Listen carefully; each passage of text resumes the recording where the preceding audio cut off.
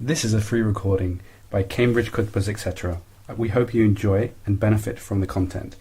Also, please consider donating to the new Cambridge Mosque. Please visit cambridgemosqueismoving.org.uk. Bismillah ar-Rahman ar-Rahim. Sallallahu ala Sayyidina Muhammadin wa ala alihi wa ashabihi ajma'in. Ethics applied to a religious founder possibly is already an anachronism, because ethics as we normally understand it and as received by religious traditions is something that develops as a discipline over hundreds of years, and certainly in the case of Islamic ethics, or ilm al-akhlaq as it came to be known and integrated into various types of academic curricula, it was something that represented a particular take on the founding documents of the religion, the Quran and the Hadith, mediated through a quite strong lens from Aristotle and to some extent Plato.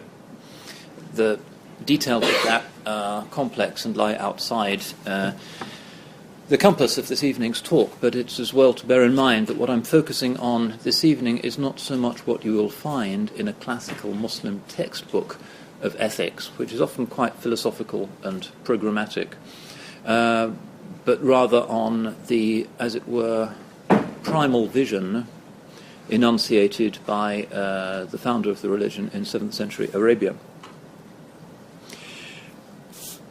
Another, as it were, preliminary issue that we need to get clear is that the founders of the major world religions did not come as theorists or authors of a systematic blueprint, but rather as inspirational figures who grasped the horns of history and pushed it in a new direction.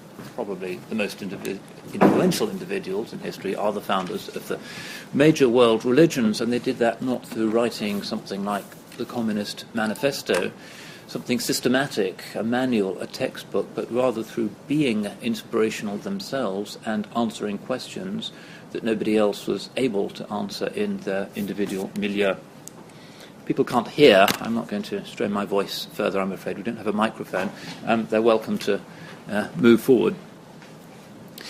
So, when we look at the founding documents of the religion, the Quran and the Hadith, the two great scriptures of Islam, what we don't find is a chapter or a book entitled Ethics. Instead, what we have to do is to intuit from explicit and implicit material scattered through the biography of the founder, through the data contained in the revelation of the Quran, through the often very intricate and complex processes whereby what is authoritative in the Hadith literature is separated from what is context-bound, a complex hermeneutic process that is still ongoing and has, of course, generated huge differences of opinion and sectarian difference down the Muslim centuries, and try to discern what is the original vision, the élan, the spirit that enabled the religion to do what it did. Whatever interpretation one puts on the fact, the Prophet took his people and turned them around in an almost unbelievably short period of time. 23 years, according to the Muslim chronicles, he takes them from being ardent polytheists and turns them into ardent monotheists. He takes them from having no particular belief in life after death, as far as we can discern, to living lives where everything is directed towards the afterlife. He takes them from an essentially tribal, feuding, nomadic culture where there is no overarching law or judges or statutes, and takes them to a very different situation where individuals stand together before a single law, which is the Sharia. So, a tremendous transformation, but what we find it difficult to accept is that this transformation came about simply through a theoretical brilliance. Instead, the real secret for the alchemy which the Prophet seems to have worked on the hearts of his compatriots seems to be a subtler thing, a charisma, a personal quality, something that made people believe in him and hand over the keys to their hearts to him. Without that interpretation, we wouldn't really be able to explain the sudden sea change in the spiritual lives of a very large area that had never been unified before, that had never had monotheistic religion before. A unification that survived the shock of his death and then went out to conquer half of the known world, and most of those places are still Muslim to this day. So clearly, a personality who had a gigantic impact, but not a systematizer, not a theoretician, not an author of manifestos or manuals. And very often in the earliest accounts we have of him, we find interesting statements about how he was the religion. For an essentially pre-literate community, the Quran was there basically in people's ears, but it was not something people would physically engage with. It was the Prophet's own personality, his individuality, his khuluq, his character, which appealed to the rough Arabs, people who had a conception of nobility, the romantic image of the nobility of the desert chieftain, and knew what was generosity and what was hospitality and what was compassion and what was justice, and these were passionately defended principles, as we can see from their poetry, and recognized those forms of excellence in him and handed over to him, as I say, the keys to their heart, so that he was able to change their world. So we find these early statements. His widow Aisha, one of his widows, was asked after his death, what was his character like? And she replied, كَانَ خُلُقُهُ الْقُرْآنِ. His character was the Quran. If you read about it, it's there in the Quranic text. He is the perfect instantiation of the message of the book. To use the fancy modern jargon, it's intertextual. The text and its bearer are two facets of a single phenomenon. The Quran is the principles. The Prophet shows how those principles can be transformative in practice. But it's this issue of the khuluq, the character trait, that she is asked about, and she says his character trait is the Quran itself. The Quran itself has passages in which the Prophet's particular moral excellence is commended. وَإِنَّكَ لَعَلَى خُلُقٍ عَظِيمٍ, said to have been one of the earliest verses to be revealed. Yours is a tremendous khuluq, or trait of character. And these are two words that we need to remember. Khuluq is a trait of character. Akhlaq means character traits, and eventually becomes the Muslim word for ethics, and it still is. On a certain argument, from a certain perspective in the hadith, we find that the reason for his being sent is to bring about a moral, ethical revolution in his people. Not to bring them political unity, not in the first instance to dictate a law, but in order to change their traits of character. Famous hadith in Tirmidhi, إِنَّمَا بُعِثْتُ لِأُتَمِّمَ مَكَارِمَ الْأَخْلَاقِ. I am sent only to perfect the noble qualities of character. And as I say, the Arabs knew, or thought they knew, what is a generous human being, karim, somebody who has the qualities of an aristocrat: mildness, generosity, forbearance, wisdom, justice, farsightedness. All of those qualities they already knew, but didn't see too much in practice because the tribes were engaged in endless vendetta. So a moral transformation on that particular understanding of the hadith is the principal thing that he brought about. And that is the key to understanding the political victories, the military victories, the economic transformation, the triumph of the Sharia, the triumph of monotheism. None of those things really would be conceivable but for the fact that there was a moral transformation. The next thing we need to think about is whether in our modern world we can really imaginatively reach back to that particular definition of human excellence. It's an issue now, whether our society has a coherent definition of the good life, or whether instead it's just about, as somebody said recently, the managed pursuit of pleasure. Is that really what we're about? is our new model of what has made us what we are, which is essentially the neo-Darwinian model, something that imposes certain norms upon us, certain expectations, which make ethics rather marginal or even a little bit problematic, extraneous. If we are just the consequence of a billion years of the selfish gene, how do you fit ethics into the human composite when selfishness is essentially what has made us what we are? Natural selection. The weak go to the war, and it's the survival of the fittest in a completely merciless and blind watchmaker's model of what made us the complex entities that we are. That's a problem for the secular mind, and some ingenious solutions have been proposed following Kant and the successors of Kant, trying to provide some kind of constant anchorage for the moral life in the absence of, first of all, Christianity, and then other religions start to feel the chill winds of a secular, scientific, materialist explanation of the human condition as well. But this is important because perhaps the largest single misunderstanding, and hence the largest single intercultural standoff in today's world, is between Westerners who think that they have the correct universals, the Universal Code of Human Rights, the rights of the child, the Geneva Convention, all kinds of impressive statements of what we take to be universal that have emerged on the back of Enlightenment, secular ethical reasoning, pitched against usually Muslim, but not always, but usually Muslim radicals or conservatives or traditionalists who say, actually, those are your universals, but they're not ours. How can you say that these are universal?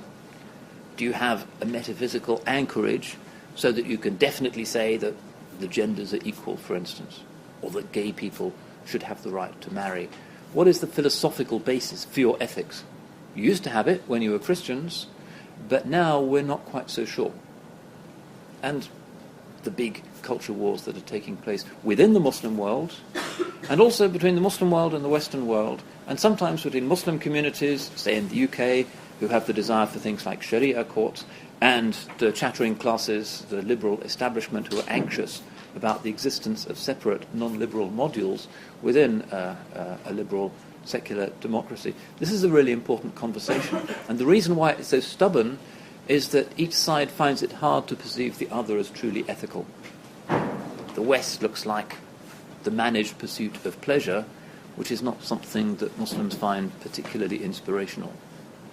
Whereas the Islamic world looks like puritanical Oliver Cromwell come again, the Taliban, the hijab, the niqab, all kinds of stuff that seems repellent. And despite being in an age of mass communication and a global village, nobody's really talking in a way that the other side can really hear. It's a dialogue of the deaf. Is that how it has to be? Muslims believe values are legislated by God as instantiated in the person of the Holy Prophet, and Westerners are just having a party, and there can't be a communication.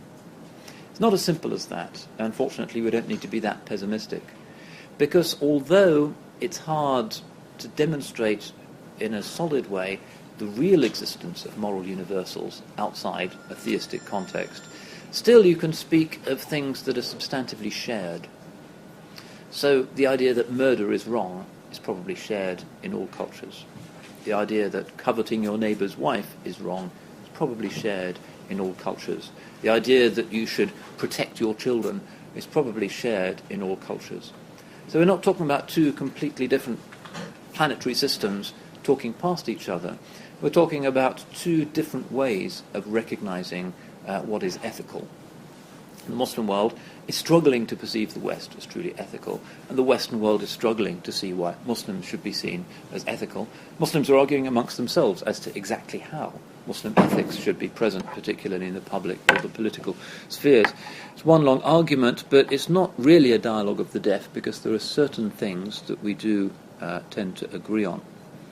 And critically, the basic virtues which the Holy Prophet exemplifies are virtues which by and large are universal, are perceived to be such in the great majority of human cultures. Everybody respects courage, everybody respects sacrifice, everybody respects compassion, everybody respects justice, everybody respects challenging tyranny. Those are public virtues, almost secular virtues in a certain sense, that everybody can get along with. And from the point of view of kalam, of Muslim theology, that's kind of a necessary thing to believe. Because after all, if unbelievers were not able, through some congenital defect, to perceive right from wrong, and to perceive the existence of virtue in a saint or a prophet, there would be no logical reason why they should be expected to convert to a revelation once it comes. A revelation is a set of claims, and therefore must presume some moral awareness, some awareness of the good life in those that it seeks to convert. There isn't an absolute gulf between believer and unbeliever, insider and outsider. It's more a series of gradations. However, when we look at the akhlaq, the character traits of the Holy Prophet, sallallahu alaihi wasallam, we do find, if we are looking from a perspective that has been shaped or perhaps misshaped by modernity, and modernity is very strange in terms of the historic norms of humanity, we will find certain things that are challenging. And most evidently, the centrality of the principle of submission to God. These are ethical traits which are known to be right because they have a metaphysical referent, not because they're useful on the basis of some kind of golden rule or social contract, but because they're intrinsically right. So we have famous hadith, تَخَلَّقُوا بِأَخْلَاقِ اللَّهِ, acquire the qualities of God, which seems unlikely or difficult. What it means is you will find moral excellence in the nature of the divine. You won't find it so easily by looking around you amongst other human beings or the animal kingdom or the mineral kingdom, but you will find it in the nature of God. Why is it good to be compassionate? Because God has called himself the compassionate. Why is it good to be just? Because God has called himself the just. Why is it good to be loving? God has called himself the loving. Why is it right to be mild? And there are 99 names for God in the famous hadith in Tirmidhi. And on the back of that, many Muslim ethicists have proposed that the prophetic model exists in order to turn us from self-centeredness, following our own preferences and whims and ego, towards God-centeredness. How? Through conforming to this model of perfection. So that the opposite of all of those things is a demonic quality, and the acceptance of those things is to orient ourselves in harmony with the way in which Allah subhanahu wa ta'ala wishes his creation to be, so that we can become ultimately mirrors to the divine. And there's hadith which indicate that the heart of the believer is a mirror. And if what it is reflecting is something of the perfection of the divine, then that person becomes spectacular, becomes a saint, wali. If the person's heart is completely black and full of passions and envy and lusts and laziness and deadly sins, then the mirror's not going to function, and instead you just get the mirror, you get our unregenerate humanity. And most of us are somewhere between the two. So the process of knowing, rather than just hearing about God or theologizing about God, but knowing God, reflecting God, engaging with God, for sure, yaqeen, is the process of acquiring something of the mirror-like luminescence of the prophetic heart, which is not of this world because it's to do with the ruh, which is min amri rabbi, of the command of my Lord. And activating that within us is what turns us from people who are just doing religion the way some other people might do origami or support Fulham, but turns it into something that is an ontological program of self-transformation, so that one can know, genuinely know, rather than just experience God through hearsay or various, probably inadequate forms of logical and philosophical deduction. That's the basic project, and hence things like the early incident in the Prophet's career, When he's young, his mother's still alive. And he's in the desert, and some kids come to his wet nurse saying somebody's attacked Muhammad, and he's probably 2 or 3 at the time, toddler. They've attacked him and they've opened his chest. And when she goes, she sees that the child is fine, there's no sign of blood or a wound, but what has happened, according to this description of the kids, is that the angels have come, they've opened his chest, they've washed his heart. And the purity of the prophetic heart is the essence of Islamic akhlaq. Because akhlaq, character traits, are to do with what is within us. Just to go through the motions is not to have a good trait of character. To have a good trait of character is sincerely and spontaneously to produce beautiful actions in a constant way. To do it occasionally is not to have a good character. To do it because you're pretending is not to have a good character. Character is an inward action. And hence, one reason why we use this word akhlaq is because it is to do with khalq, to do with creation. It's to do with one's inward nature. And some of it is, although this is alarming to some ethicists, kind of predetermined. It is to do with the kind of genes that you have, and there are certain aspects of one's character that are hereditary. And this is a problem now for the insurers, apparently. If some families produce a lot of bad drivers, do you, as an insurance company, up the premium for that family? Do judges impose a lesser sentence on somebody whose whole family has been alcoholics and committed similar crimes? This is an issue for ethicists nowadays, and nobody's quite sure what to do about it. But genetic science has certainly made us aware of the fact that there's certain things that are innate rather than acquired. This is what we mean when we speak of akhlaq as being to do with an inward disposition and predisposition. However, it's not all predestination, because there are many things that we can learn, and bad character traits can, with a lot of hard work, be overcome and replaced with good ones. But in the case of the Holy Prophet, and it's connected to that mysterious incident of the washing of his heart as an infant, there is no growth into status as a fully reflective, perfected, saint-like human being. It's there from the beginning, and this is why one of his first titles, even before he becomes a prophet, is Al-Amin, the trustworthy. Because when he's buying and selling in Mecca and leading Khadija's caravans up to Syria, everybody knows that he doesn't shortchange them and that he's a responsible handler of their goods. But still, to get back to my point, we need to struggle with this, because even as Muslims, very often we tend to adopt a kind of utilitarian, ends-oriented assessment of ethics.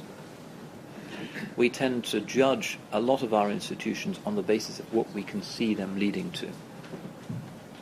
So with hijab, for instance, we want all kinds of arguments, and it's legitimate to want arguments to explain exactly why hijab is beneficial for society and for the individual. But the ultimate principle is that it's in divine revelation that it is instantiated. That the Muslim ultimately is the one who submits and surrenders and accepts. Sami'na wa ata'na, we hear and we obey. That the commandments are divinely determined.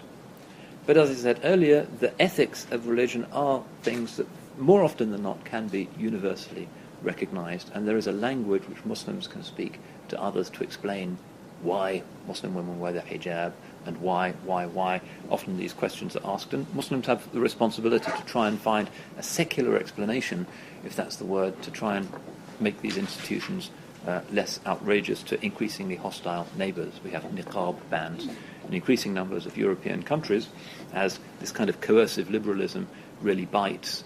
It's illegal to pray on the streets of Paris now. It's becoming more and more tight in liberal societies, largely because Muslims have not given, as it were, secular reasons where they can be found to explain and justify their practices, because in modern Europe, in the public square, religious reasons don't count. They can't be heard. So we have to adopt this Sharia approach of al-asl al-ta'lil. The basis in Islamic law is to identify the reasons. There is a reason for everything, unless it's a form of worship. Why do we pray 5 times a day rather than 7? You can't really find a reason for that. It's outside the realm of reason. But in our social networks, which is based on our idea of ethics, of akhlaq, there is a reason that we have to strive to locate, and particularly those of us who are living in increasingly dangerous liberal societies. I was just in Norway, where things are really scary because the far-right party is the strongest party now in the polls in Norway. We really need to get our act together and explain the akhlaq of the religion. We need to be able to give reasons wherever we can find them. Other things to do with the particular spirit or the ethos, the élan of the prophetic person. What kind of a man was he? As well as this conventional list of virtues, heroic virtues, restraint, justice, familiar universals, is that there is in the Muslim idea of human excellence a certain introspection born of the consciousness of the omnipotence and the inevitability of the divine decree that expresses itself in a very considerable public modesty and sobriety.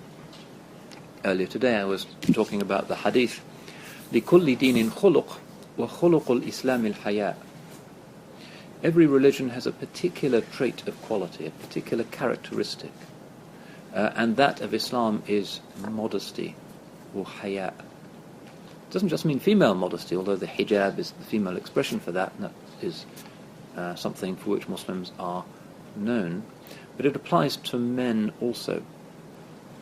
And to understand the particular quality of the prophetic character, you have to understand how he is the warrior, the public figure who changes his obstinate people. But at the same time, كان رسول الله صلى الله عليه وسلم أشد حياء من البكر في خدرها. Somebody said, the Holy Prophet, God bless him, was shyer than a virgin in her tent, which presumably is pretty shy. What does that mean? He would look down. He would constantly be denying extravagant praise that was directed at him. لا تطروني وإذا رأيتم المداحين فرموا في وجوههم التراب. Lots of hadith about people shouldn't praise each other to excess, and don't praise me. I'm just the son of a woman of Quraysh who used to eat dried meat. There's a certain self-abnegation there, despite the magnificence of what he was doing and what everybody could see that he was doing, which to the modern set of universals is strange, because we don't really do modesty in the modern world. Try and apply the virtue of modesty when you write your CV. You won't get very far, because the modern world is about projecting yourself, exaggerating, showing your virtues, let it all hang out. It's individualism, it's the self. That's all there is. They're just human selves. And that requires some thinking about. And it's one reason why people in the West often struggle with the idea of hijab. Why do they want to be modest? What's modesty? Still, however, people have that sense. It is part of the fitrah, because there is still, in the great majority of people, unease about public immodesty. Recently, well, it wasn't quite as cold as this, a few months ago, I was walking down Green Street in central Cambridge, and this man, how shall I describe him, well-nourished, walked past me in his birthday suit, apparently going about his business, but not wearing a stitch of clothing. And the passers-by either did the very English thing of pretending that nothing at all was wrong, or they were flipping out. But the point is, despite everything, the secularity, the materialism, the pornography, the post-watershed weirdness, we're still not comfortable with that. It's even illegal. We still have in our laws, despite our secularity, an unease about certain flagrant forms of immodesty.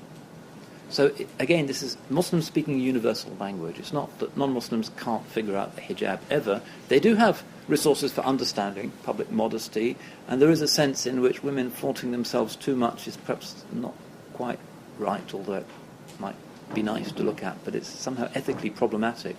And that's been an argument in the feminist movement in particular. They've written interesting things about that. there is a common language. So when we say modesty, self-deprecation, lowering the gaze, being centered, not letting it all hang out, not being conspicuous, this is one of the key prophetic qualities which I think we can help people to understand. Another potentially strange obstacle is holy poverty, the faqr. Modern world doesn't do that. One thing that the politicians haven't told us to get us used to the fact that the bankers have plunged us into recession is to rediscover the virtue of holy poverty. I haven't heard Cameron telling us that that might be a good way of dealing with this situation. Poverty is just bad in the modern world. You want more stuff so you can buy more stuff, and growth is what helps the government to stand or fall. But poverty as a virtue, but he says, al-faqru fakhri. Poverty is my pride. He sleeps on a kind of piece of rush matting, and when he gets up, they see marks on his shoulder, and they say, shouldn't we put something down, because the kings of Persia and Byzantium sleep on comfortable things. And he says, what have I to do with this world? My likeness in this world is that of a traveller who shades for a while beneath a tree and then moves on. It's not that he's kind of anti-world, he just sees it in proportion. We're just passing through. And we all know the inevitability of death, although, again, it's not something our culture invites us frequently to reflect upon. It's seen as a calamity, necessarily in a materialistic world, but not for the believer. Tuhfatul mu'minul maut. The precious gift to the believer is death. Everybody says, that's really morbid. But for a religious ethos is, of course, it's travelling to meet the beloved. One doesn't want to be late for that, and the time is at the beloved's determination. And the believer generally believes that al-akhiratu khayrun laka min al-ula. As the Quran says, the afterlife's better for you than this first life, speaking specifically to the Prophet. So a complete absence of fear of death, which, again, in the modern world is hard to imagine or to empathize with. But as a result, he's just passing through the world and he's not really interested in stuff. He's just enjoying it for a while. He's in the shade, but he's more interested in the journey, because the journey is inescapable. So when he dies, there's basically nothing in his house other than this little pitcher and the thing that he sleeps on, and his suit of armour even is in hock. He's pawned it with a local Jewish family. Poverty. And he used to pray, Allahumma ij'al rizqa ala Muhammadin quta. Make the provisions, the food with which the family of Muhammad subsists, to be just enough for the day. And at the end of the day, he wouldn't go to sleep if there was still a coin in his house. He would go out and give it to somebody. لا يبيت في بيت رسول الله صلى الله عليه وسلم درهم ولا دينار. No gold or silver coin would spend the night in the house of God's messenger. And that, again, to us, with our pension plans and our mortgage repayments and our income projections, seems very strange. Qisar al-amal, one of his key virtues, short hopes. Don't plan for the far future. Allah will take care of the far future. Those plans will probably go awry anyway. Pension plan might go bust. Who knows? You might die. Don't fret about 20 years down the line. It's the moment that's alive. The future is not real. The future is not in your hands. And this focusing on the moment, being Ibn al-Waqt, son of the moment, is very important for subsequent Islamic spirituality. Too often we daydream. We think, if only I'd caught the bus, if only I'd woken up on time, if only I'd written that essay, if only I'd done not missed my supervision. We spend a lot of time thinking about what might have been. But the past is there, you can't change the past, but we dream about what is futile. If only I'd done this, if only I'd married her, if only blah blah. We spend a lot of time on that. And we spend a lot of time gossiping to each other about things that we can't change. And then we dream about the future.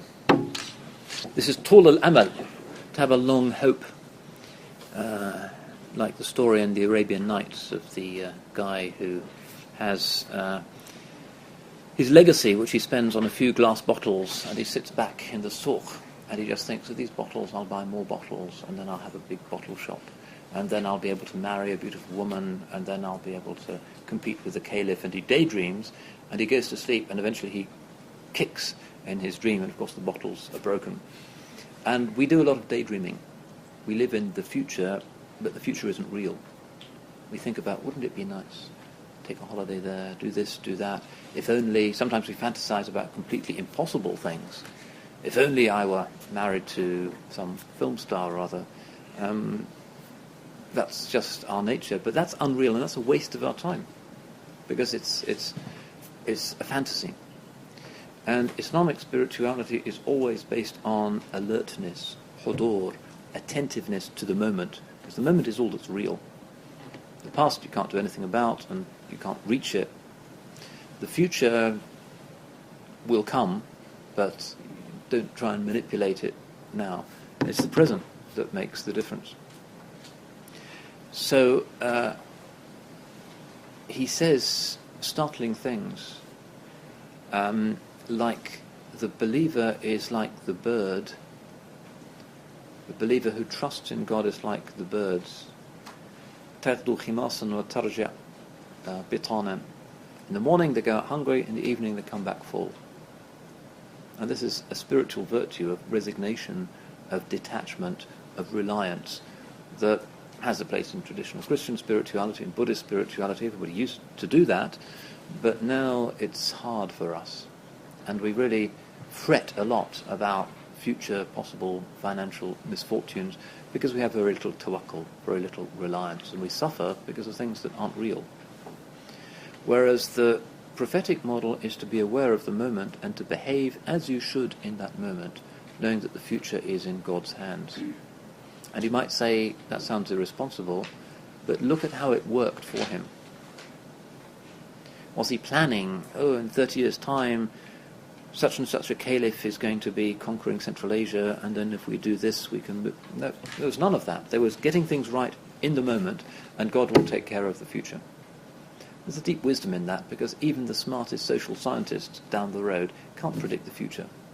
The politicians are always saying, what will be the oil price predictions for the next 30 years? What will happen to Islamic fundamentalism? None of their predictions have worked out anyway. How many of them predicted the fall of Marxism and the collapse of the Iron Curtain? Not too many. If you look at the textbooks that they were writing in the 1980s, they didn't foresee that. How many of them foresaw the rise of Al-Qaeda, global fundamentalism, 20, 30 years ago? None of them, really. So that's a lesson. We don't have any predictive abilities. Let's not worry about what is in the future. And part of the prophetic way, therefore, is the way of happiness through a complete, responsible embrace of the moment, of the waqt, and not daydreaming. And this is why, where the Qur'an speaks about what you might call sainthood, or the awliya, those who are literally the friends, those who are close to the Creator, لا خوف عليهم ولا هم يحزنون. There is no fear upon them, neither do they grieve. That's precisely how the Prophet was. Because that's about the future and the past. Khawf, fear, is what might happen down the road. Freaking out about the future of whatever. And huzn, sadness, is about what's happened in the past. The saint accepts the past as being God's decree and immutable. Don't lose sleep over it. The future is in God's hands. Your responsibility is to deal with your current ethical situation, your current reality, and the future will be something probably completely unexpected. That's important to the traditional Muslim ethic. Tark al-tadbir, not being too concerned to dispose the future, because the future is not yours to dispose. And we all have to do that sometimes, because many of our key decisions are about taking a leap into the unknown. Who knew exactly what the consequence of the hijrah would be? Holy Prophet and Abu Bakr are alone in the desert. They've been ejected from their own city. Medina is in a state of civil war. The whole of Arabia basically is still pagan and people are trying to kill them. But they took that leap into the unknown with complete trust. The Quran says that he said to his companion, the Prophet said to Abu Bakr, "La tahzan, inna Allah ma'ana." They're in the cave and it's dark. They can't even strike a light because the Quraysh are going to kill them.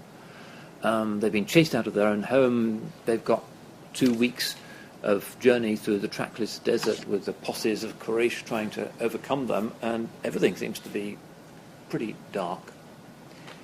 La tahzan, inna Allah ma'ana. Do not fear, because God is with us.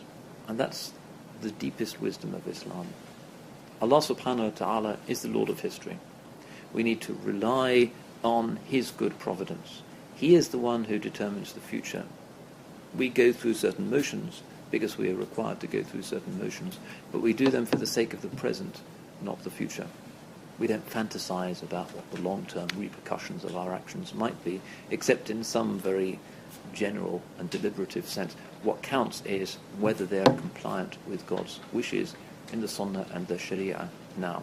And if we sort out our present, the future will be benign, because Allah subhanahu wa ta'ala has indicated that وَأَنْتُمُ الْأَعْلَوْنَ إِن كُنْتُم مُؤْمِنِينَ. If you have iman, faithful, trusting acceptance of the reality of the divine disposition of affairs, you will be the uppermost. And that's what they discovered on the Hijrah. And often we need to take a leap into the unknown, and often there's serious life decisions that have us freaking out. Should I marry him? He's got a car, but my mum doesn't like him, and maybe he's going to be difficult, and worry. What you have to be careful, but that's part of being attentive in the moment. Don't try and guess what the relationship will be like in 10 years, because it's never what you think it will be. It might be a lot better, it might be a lot worse, but you don't know the ghaib, you don't know the future. The believer is the one who seizes the moment and acts on the basis of what guidance the Sunnah and the Sharia have given him for that particular moment, and Allah subhanahu wa ta'ala will take care of the longer term. And very often people who think that they've got the perfect partner, for instance, in marriage, and they've checked him out completely, and hey, he's been married 3 times already, and so I know, I've talked to his ex-wives and they say he was a really great guy, so I think I've got it sorted. Turns out completely differently. Whereas somebody who goes into a marriage just out of tawakkul, saying, this is the sunnah, this is what I'm going to do, if it doesn't work out, talaq is halal. Those situations often, in a striking way, can end up being very strong marriages. And often we find people holding back because of this tadbir, this anxiety about the future. And a lot of problems result from that. But that has to go hand in hand with the basic prophetic akhlaq, which is that the nafs is the enemy. أَعْدَى عَدُوِّكَ نَفْسُكَ الَّتِي بَيْنَ جَنْبَيْكَ. Your greatest enemy is yourself, the ego, which is within yourself. And we all know that. When we look at the catastrophes that we get ourselves into, it's because we've been cutting corners in various ways. And this is a kind of language that we can speak with modernity, but sometimes it isn't. Because modernity doesn't have a very clear way of distinguishing between spirit and soul. They even find that differentiation difficult. The idea of a lower self and a higher self. But for us, this is axiomatic.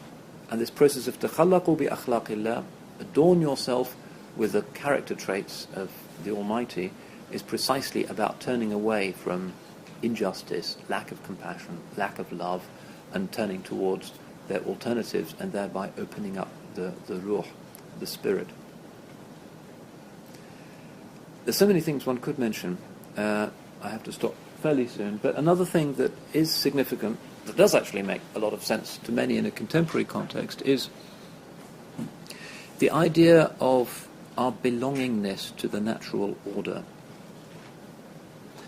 That Islam is the religion of fitrah, he says, sallallahu alayhi wasallam, kullu mawludin yuladu ala al-fitra. Every baby is born according to the fitra, the sound natural disposition, not in a state of sinful alienation from grace, but in nature, which is nothing other than a manifestation of the divine qualities. And there is something about the experience of the Holy Prophet sallallahu alaihi wasallam in Medina which indicates a deep engagement with the natural world. So part of the Muslim way is precisely marriage. Even though overcoming the ego is important, that doesn't take place in the context of a renunciation in a monastic setting, as in many forms of Buddhism or Christianity. Instead, it takes the form of working through the issues in the context of what is a natural situation, the situation of marriage and procreation. النكاح سنتي فمن رغب عن سنتي فليس مني. Marriage is my sunnah, is my way. Whoever chooses something other than my way is not of us, is not one of us, is not of me.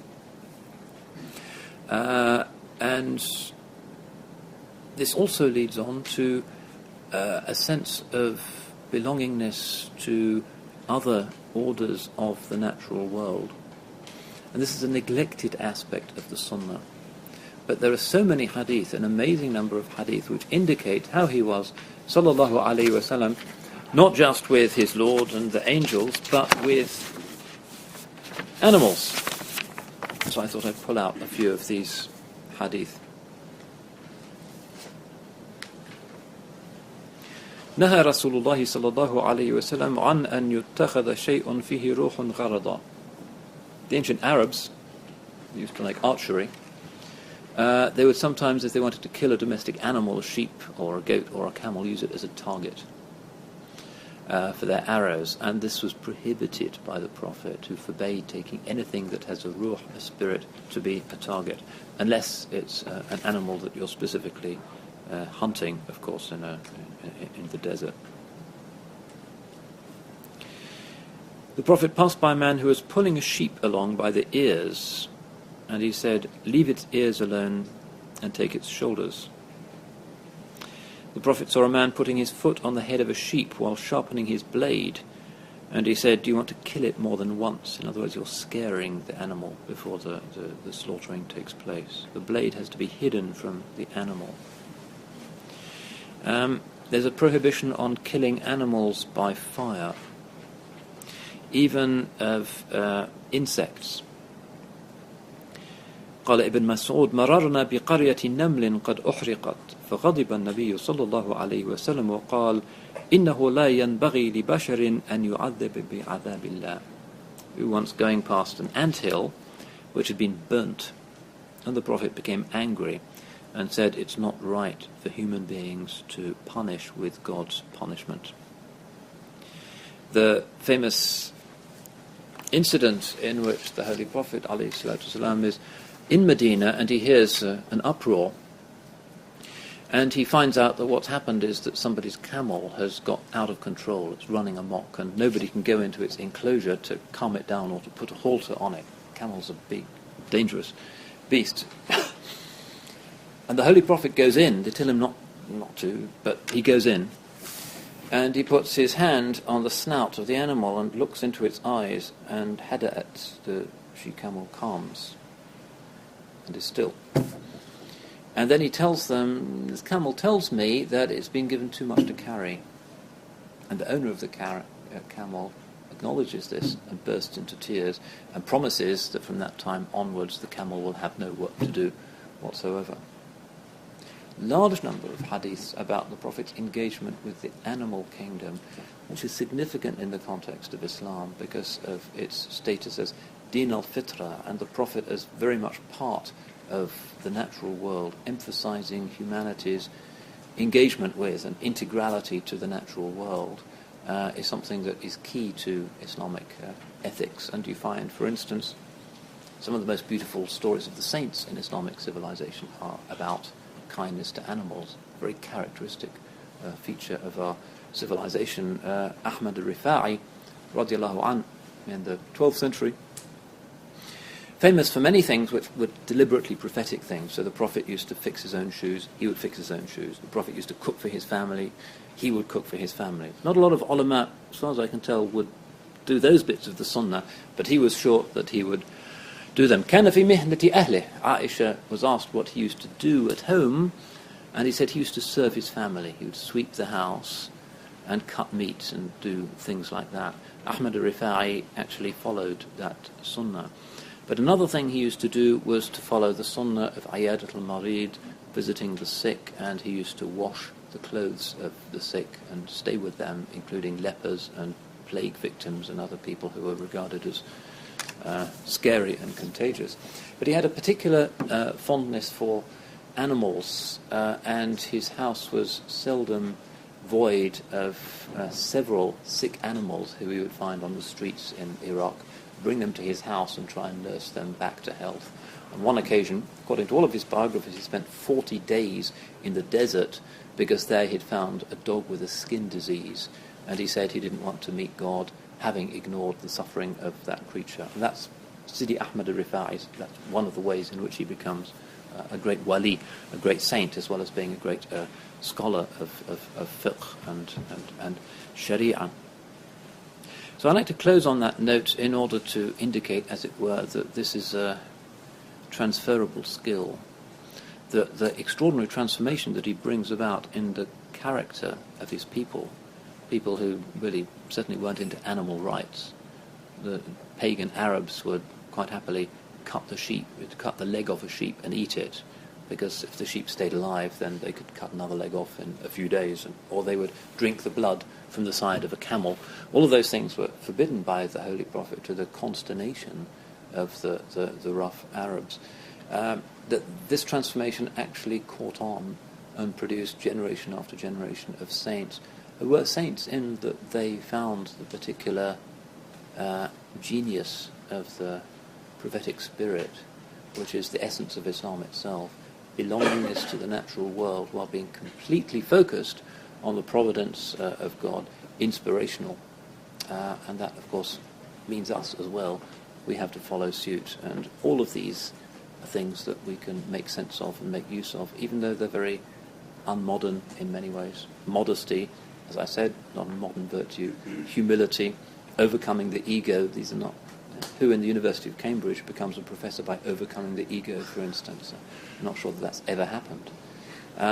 We have to be very countercultural in this and recognise that it is on the basis of excellence of character that we'll be judged as people and as peoples, rather than through our ability to make our way in the kind of neo-Darwinian dog-eat-dog world of the modern workplace. And that sometimes entails very significant sacrifices, but the Holy Prophet ﷺ was the first to make sacrifices for the sake of his Lord, and that is why, final thought, nobody smiled more than he did.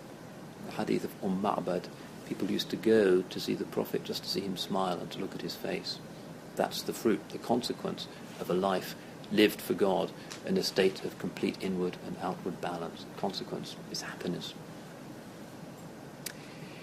At this point, I think I have to shut up. You've been kindly sending me notes, but inshallah, is the idea that we have questions now? Yes, yeah. Okay. Firstly, I'd like to thank you very much, Mr. Winter, for that insightful talk. Now we'll have some time for some questions, so please don't hesitate to ask. If time permits, we'll try and get round to as many people as possible. So ask any questions. Does anyone have any questions? Yep, okay. Yeah, on this idea of the goodness of the present, how do you fit that in with this idea of balance and moderation? I mean, you can't just ignore the risk of what's coming in the future, right? How do you balance this, attention to the present and to the future? One obviously has to, as a morally significant actor, pay attention to possible consequences. But ultimately one is to be judged on the basis of one's Sharia compliance in the moment, rather than the actual outcome of one's actions.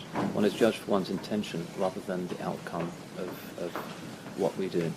And my sense is that too many people nowadays are dreaming about the future or stressing out about the future and ignoring the present, or moving sideways into some cyber world of computer games and becoming completely isolated from the real world. And the modern world is a time of daydreaming. So one does engage in a certain kind of tadbir, but the kind of micromanaging of the future that so many people nowadays think they should be doing is, I think, very alien to the Islamic ethos, which is based on tawakkul. Just to reiterate, if I haven't been loud enough, the people at the back, you can ask questions if you have any. So, anyone else? Yes, sorry. Yeah. You're talking about habits related to animals. I was wondering now, just because it's interesting with having UTICs, like, is that related to halal meat? Yeah. What was the question? It's about halal meat in the context of the principle of kindness to animals. The basic Muslim assumption is always that halal slaughter is the kindest form of slaughter. And in the context of modern industrial meat processing, sometimes a strong case has to be made to defend that. The pagan Arabs used to kill animals any way they felt like killing, including shooting arrows at them. The hadith clearly indicates that the knife should be sharpened, an animal shouldn't be slaughtered in the presence of other animals because that will frighten them. You shouldn't show the animal the knife, it should be done very quickly and by a competent person.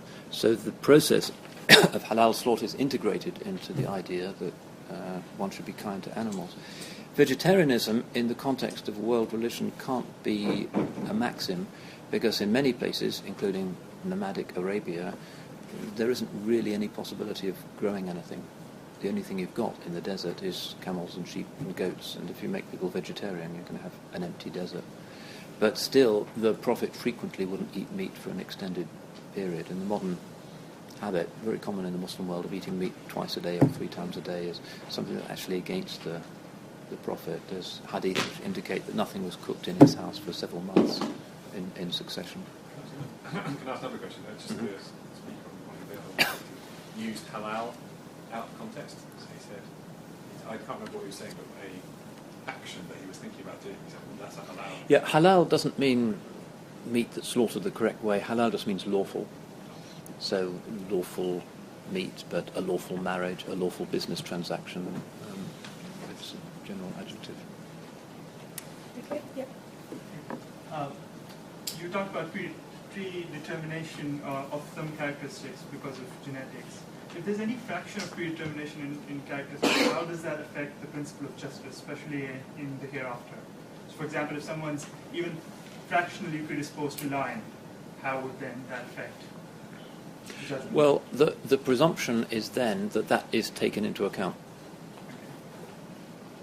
Just as we take into account the particular strengths and weaknesses of children when figuring out how to punish them or to discipline them.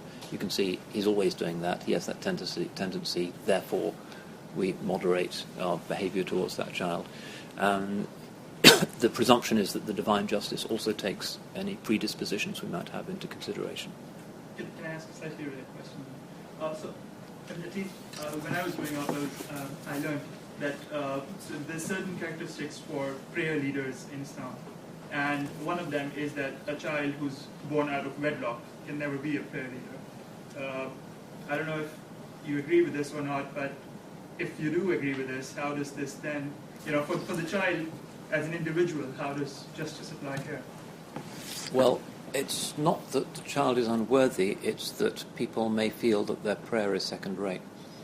There are, in many communities, deep hesitations about people who have been born out of wedlock, and it may well be that they feel that their prayer is being vitiated.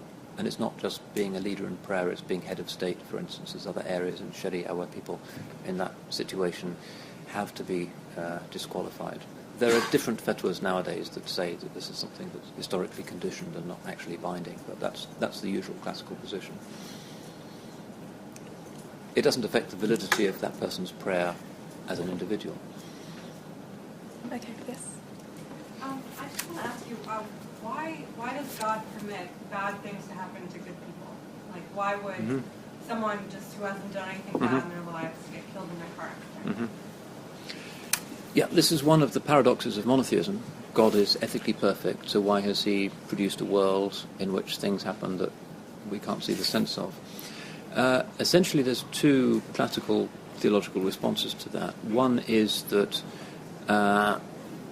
we cannot meaningfully assess the divine mind because we have finite minds, and the divine mind is infinite, and therefore when we say, I wouldn't do that if I was God, it's a meaningless anthropomorphism. God is less personal in Islamic theology than in Christian theology, for instance. In Christian theology, God is the Father, God is the Son, God can have a body and be man like ourselves. So there's a genuine analogy that can be established between humanity and God. Islamic theology, God uses personal language of himself in a certain context in Scripture, but isn't a person, isn't considered to be a kind of consciousness akin to our own. So it's a kind of inappropriate question, and the Quran says he's not asked about what he does. Human beings will be asked. The other answer to that is that God is not just a God of love, but God has other names as well. God is loving, God is compassionate and merciful, but God has names that are more rigorous and scary. God is the creator of hell as well as of heaven. God is the creator of exploding galaxies and the rigorous stuff, the Jalal stuff that happens in creation, and that's a reflection of his majesty.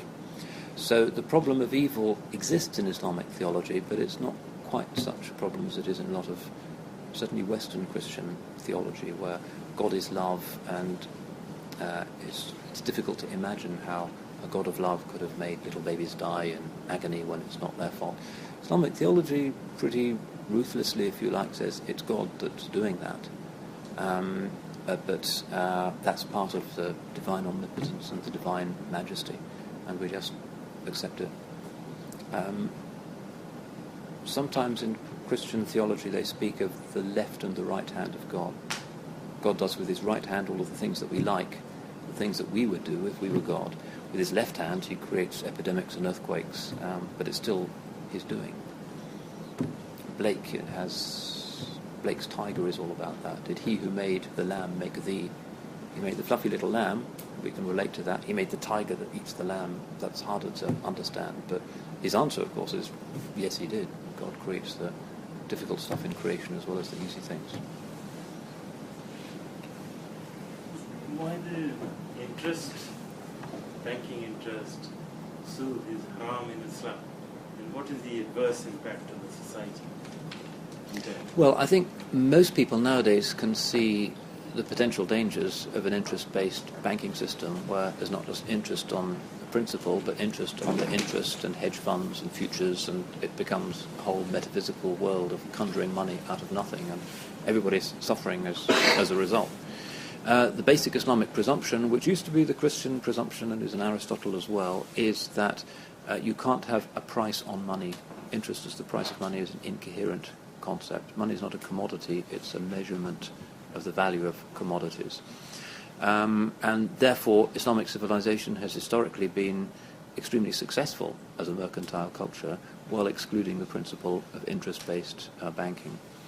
You can lend money, but you have to share in the risk of the enterprise that you're lending money to. So instead of, say, Barclays lending money to a new factory and knowing that if the factory fails, the underwriters, the insurers will pay, so they'll definitely get back their 10%. Instead, Barclays would invest on the assumption that they would get a certain proportion of the profits, a little bit like the way the merchant banks used to work. So it's not as if there is no alternative to the interest-based banking system. Islamic civilization was a brilliant mercantile culture for 1,000 years on the basis of an alternative model. Islamic banking is very successful now. It's capitalized at about $800 billion. Sometimes it looks a little bit like window dressing, but sometimes it's quite substantial. It's the only demonstrably successful alternative and ethically oriented model to Western interest-based banking. Nothing else seems to work. Yes. When you were talking about the relationship between the past and the present and the future, and the importance of living in the present and knowing the immediacy of the present moment and then acting within that. I suppose I wanted to sort of question the relationship between the past and the present insofar as it might actually be, in a way, the past is reconstructed in the present always through interpretation and through different books. And so in one important way, obviously the past cannot be changed in an empirical sense. The Berlin Wall fell when it did and so on. Yeah. But given that the only way we can know the past is through books or photographs, and these things might be falsified, people might be brushed out of the photographs, then memory itself might be changed in the present moment. And so that relationship between the past and the present is actually slightly different. It's not just that the past cannot be changed, it might be subject to certain mediations in the present, which therefore changes the relationship between the past and the present.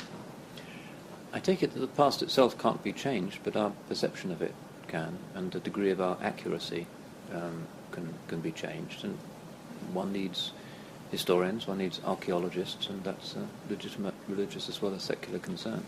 But you can't change what happened. Unless, of course, you believe in string theory, which I'm told that you might be able to. That's beyond me. Okay. Any other questions? Yes. My question is regarding relation of Islam with present day, what is being alleged as religion of terrorism. Some people say, some people equate acts of violence in certain Muslim countries as if it's clash of civilization, sort of that. So I would request you to guide us about in what ways religion of Islam allows jihad and militant sort of perspective.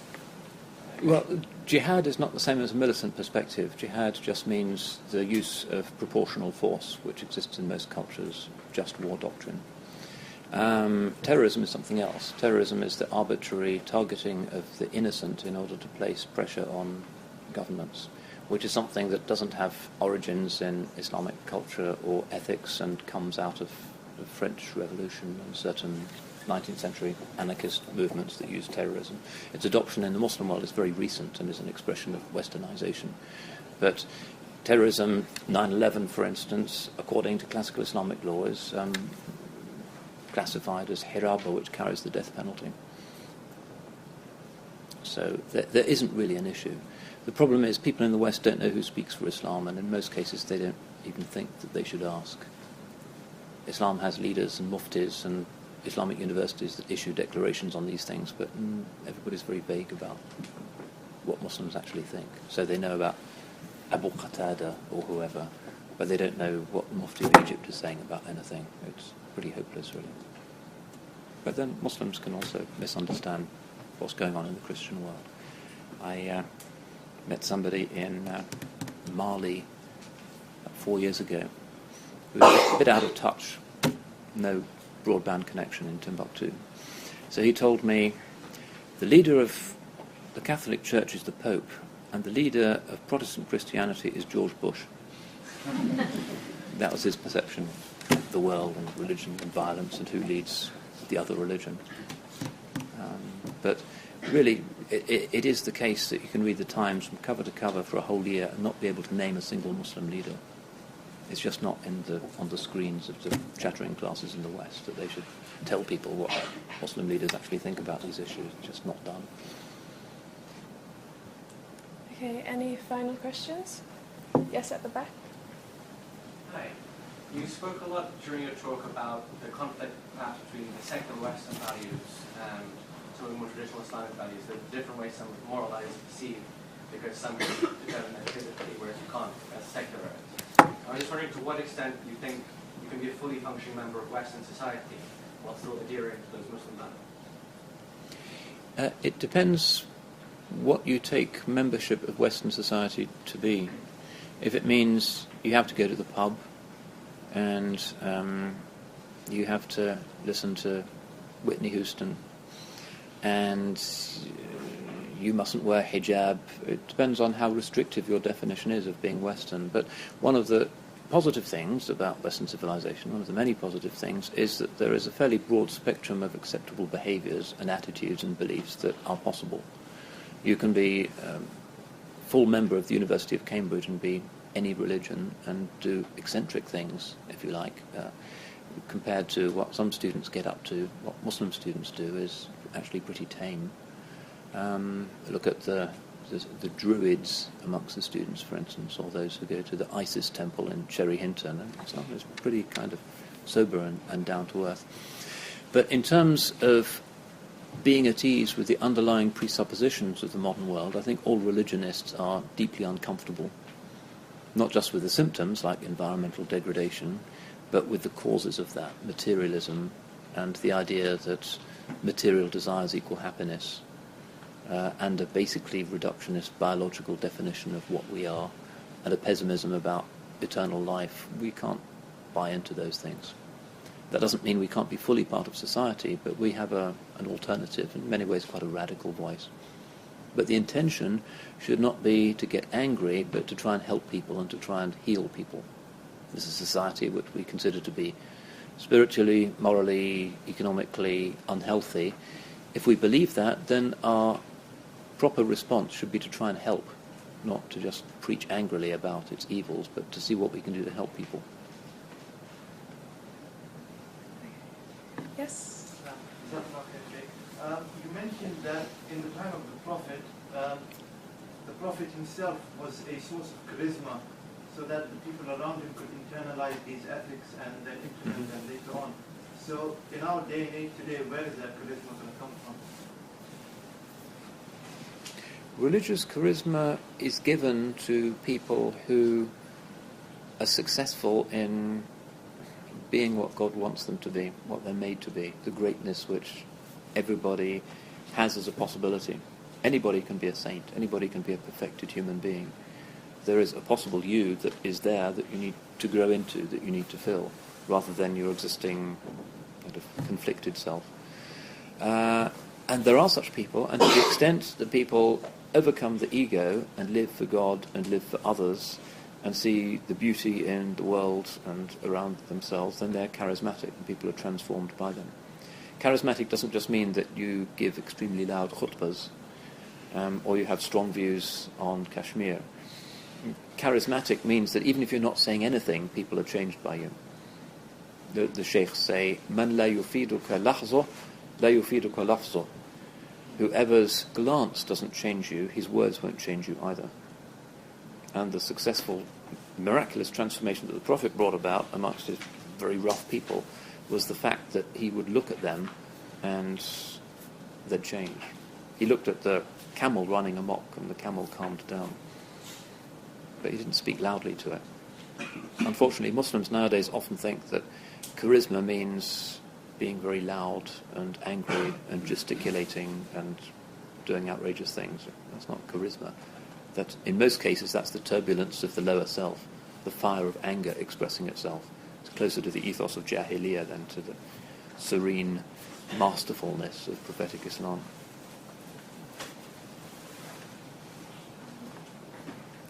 Yes, you. You spoke about adorning ourselves with God's character. How is it possible to practically show that doing this?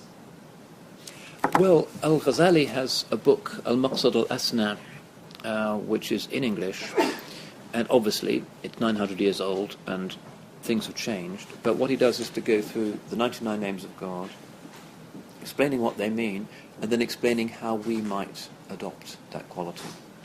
How can we be merciful? How can we be just? How can we be mild? Some of them we can't really, like Al-Mumit. God is the one who brings death. How are we supposed to adorn ourselves with that exactly, unless we're at the front line in a battle situation? There are certain names that are to do with the divine rigour that are not necessarily for us to emulate exactly, but Al-Ghazali explains how we can benefit from those things. But it is an important practice, and the hadith says God has 99 names, 100 minus 1. Man ahsaha dakhala al-jannah. Whoever enumerates them will enter paradise. And that doesn't mean you just get out your tasbih and you go through the 99 and you're sorted. It means that you meditate upon them and you recognize that these are forms of perfection, and you allow yourself to be adjusted accordingly. And they're all universal, none of them are out of date. Virtues never go out of date.